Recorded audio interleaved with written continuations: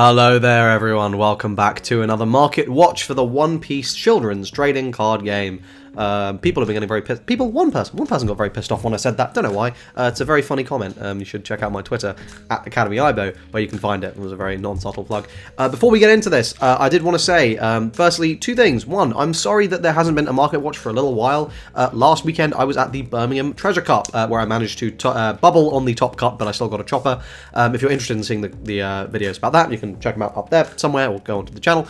That's why there wasn't a Market Watch then, but there have been some very interesting movements since then, and of course the introduction of the promos, which have been going for a frankly truly ridiculous amount of money, kind of beggars belief, like the amount those things are going for.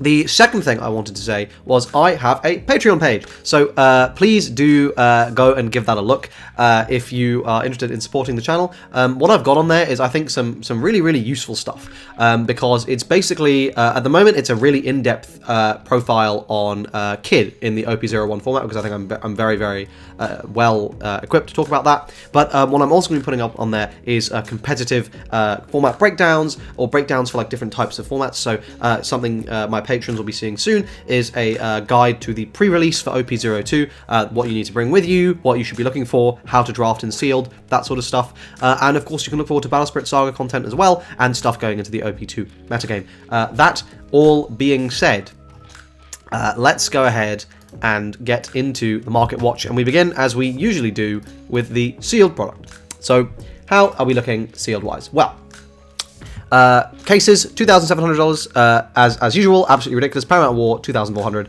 Pillars of Strength, $2,000. Apparently, pre-orders for set 4 are due this week, so I would be very inconsistent if I didn't call out Bandai on this, and that is absolutely ridiculous. I made a very big deal about this for Digimon. Now, in fairness, Digimon's was even more egregious, because the stock was so messed up, the order deadline for set 4 for that game was before set 1 had even reached stores. At least we have set 1 and set 2 is approaching, so stores can engage somewhat, but I think it's still ridiculous they need to pre-order that far in advance. Super pre-release starters, of course, going at unbelievable prices. This I find very concerning. Pre-sale boxes on Paramount War, $260 already. And I think part of this is because the online events are happening, basically instantly. So, I've got a case pre-ordered. Is it going to come in time? I don't know. any guess? It could go any way. So we'll see. But of course, that's a big reason why I think some of this is happening. There was really bad allocation issues with set 1, and of course, line go up. So that's an issue here. Pillars of Strength, still overly priced at $160. I don't pay crazy. I think I pay £75 per box for mine, okay? I don't want to pay more than that. I'd pay at 80 at most. Otherwise, I'm just getting singles. So, just get singles, guys. Anyway, of course, the super pre-release starter decks, ridiculous prices, $300. $670 for the whole set. $150 on that Kid. The starter deck sets are $185 for one of each. I mean, just ridiculous. $40 for the red starter, $40 for the black starter. Why is the black starter $40? So I meant to say purple, but why is the black starter $40? Excuse me? Big Mom pre-order $65? There's no way people are actually paying that. But the market price is $40, so maybe people are. $35 on blue, $30 on green. I mean, it's absolutely ridiculous. And, I don't know how long this is going to last. Because fundamentally, you still need those red starters if you want to be playing red next set. You still need those green starters if you want to be playing green next set.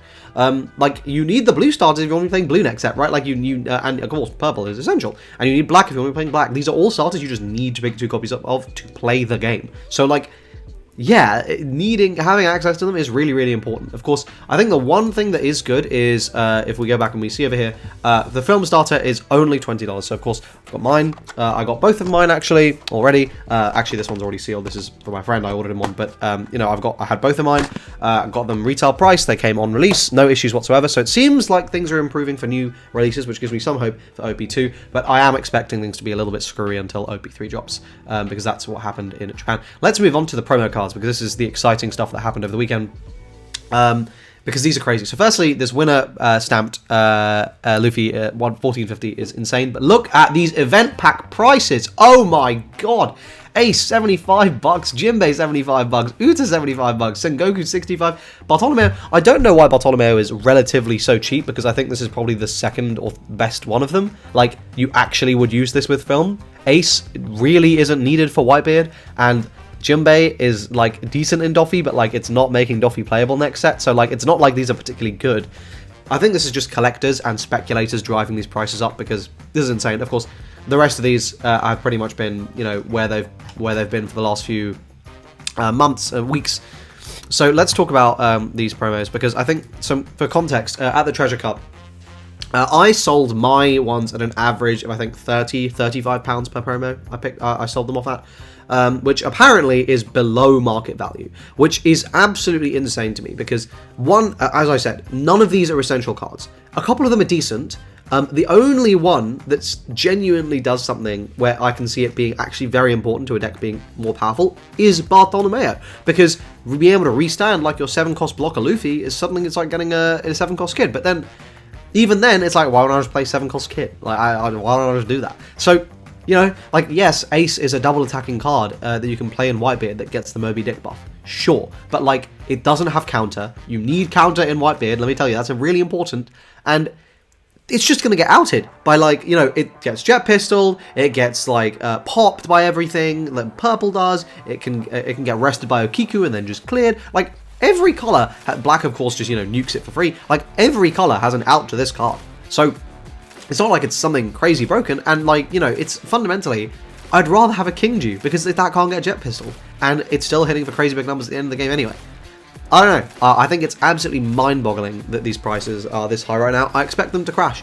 I expect these to stabilize around $20 to $30 each. I think that's a more reasonable price point, because everyone's going to be getting them. We've only had one Treasure Cup weekend so far. There's one that's happening right now over across the Atlantic in the US, and there's going to be one more next weekend.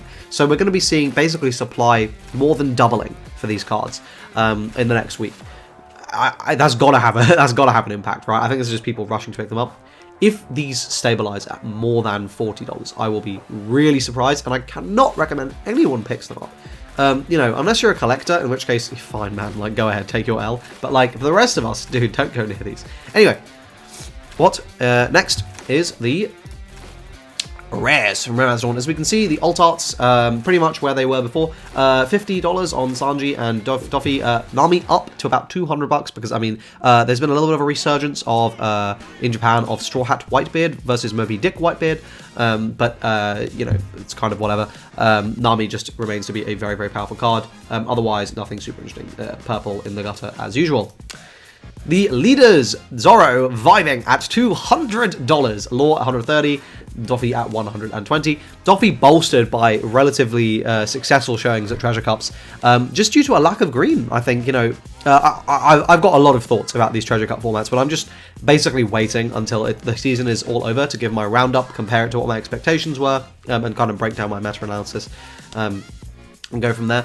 But yeah, I think the fact that there's been such a lack of green has led Doffy to do very, very well, and that's kind of influenced the price somewhat. But otherwise, this is pretty stable, what it was before. Thankfully, you know, no crazy increases. Zoro alt art though down to 120, Law at 80, Hancock at 80, Eustace at 46, 40, 40, 30, 30. Zoro holding at 30, Law holding at 15. No real movement in the market. You know, the only real movement has been this these new promos, which have just soaked up all the money, it looks like. And that's why there hasn't been a massive amount of movement elsewhere. Everything else is pretty much stable. And of course, Manga Shanks at 900. It dipped to like 500 the other day.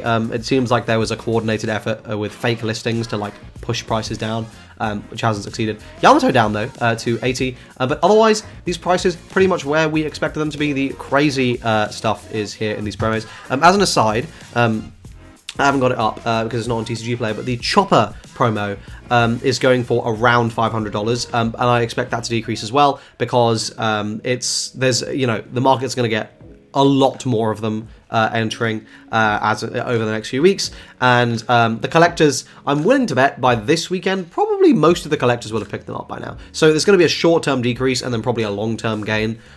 Personally, if you find choppers at like 150 or less, I'd probably pick them up. I think that's quite a tasty looking price point, but I doubt they're going to get that low. Anyway, that is it.